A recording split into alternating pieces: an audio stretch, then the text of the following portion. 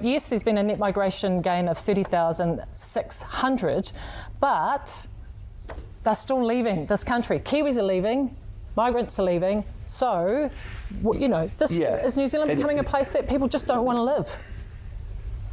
No, New Zealand's becoming a really attractive place in a world that's full of great uncertainty. But Right, that's gaslighting.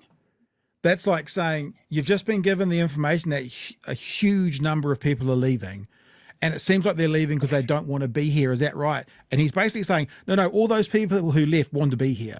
This is gaslighting. This is him getting the facts and then saying white is black or wet is dry. It's literal the definition of gaslighting.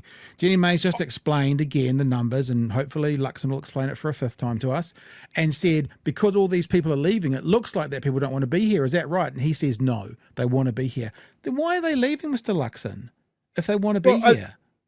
I think the other great comment there is people are attracted to coming here not because New Zealand is a great place to live, but because the rest of the world is going to hell in a handbasket. Yeah. Like, he's not talking about our wages are really strong. Like, you talk to anybody in whatever industry you work in, whatever field you work in, compare what you get paid to do that overseas. That's why our nurses are leaving. That's why our cops are leaving. That's why our tradies are leaving, why our engineers are leaving. Like, last one out, turn out the light. Why would you become a junior doctor in this country? I see the police are recruiting. Why would you become a policeman in this country when you know that the government is still stalling on their pay negotiations? Mm-hmm. People are coming here because where they're from is worse comparatively, not because we're a great place. All right, let's get to the end. We'll try and get to the end of this. I mean, I don't know if I can possibly let Luxon have any more than 30 seconds at a time, but we'll give it a go. Place that people just don't want to live. Gaslight.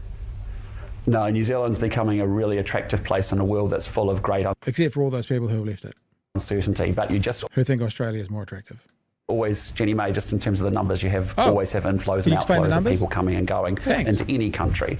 What we're doing is making sure that we are a very attractive place.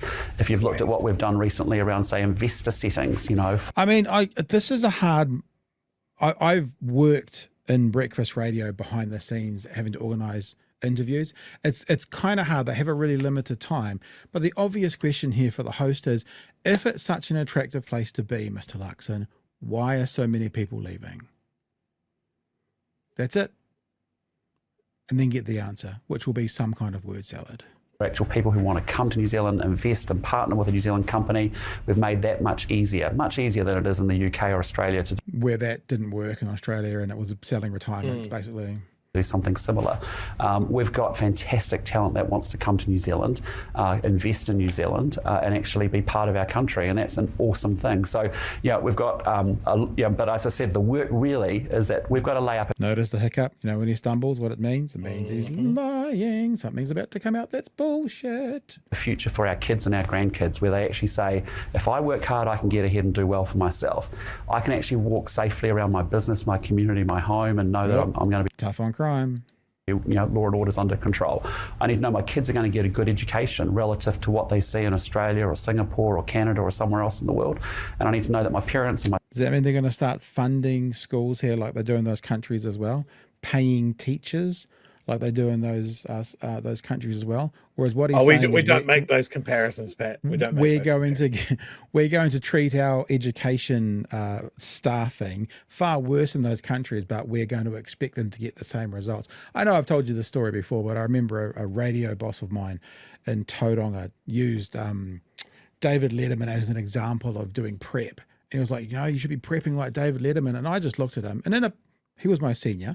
In a polite way, I said, well, when you give me 22 writers like David Letterman's got, then I'll give you the same output that David Letterman does. I think that's fair. And that's what he's saying. We're going to treat our guys far worse in those countries, but we are going to crack down on them. We're going to break their backs to make sure that they produce exactly the same. It doesn't work that way, Mr. Luxon. They're often going to get access to timely quality healthcare. So that's the work of the government. And that's why you've heard me say since I've come here from day one, we have to rebuild the economy to lower the cost of living. We have to have law and order. And we have to have better public services and health and education. Better public service is true. That's why we're getting rid of all those backroom people that are impacting the front line. Laser focused on the cost of living. Yep. Prices coming down. Yep. Downward Monthly pressure food on rent. price rise, largest since 2022. It's gone up 3%. Yeah. And the concerning thing is it's all on staples. It's all on those core things we need. It's not luxuries. It's the stuff that they track for the CPI, stuff like bread, milk, all of that sort of stuff. It's all gone up. And do you know why? Do you know these why? guys, because they're full of shit, Pat. That I can tell. Actually, Luxon told us why. They don't know how to fix this. But Luxon told us it's because of bad economic mismanagement. That's why it is. So he's told us. He's been honest with us. It is so clear, and it is clear every time they roll out a new policy, every time they make a cut, every time they blame someone else. These guys use words like they don't matter, that they don't mean anything. They'll just hit their buzzwords. Please don't look this up. Please don't Google what I'm saying. Like they don't have any chance to do that on breakfast. There's not enough journalists left to check this fire hose of gaslighting that we just saw. Yeah. Gaslighting is the right word.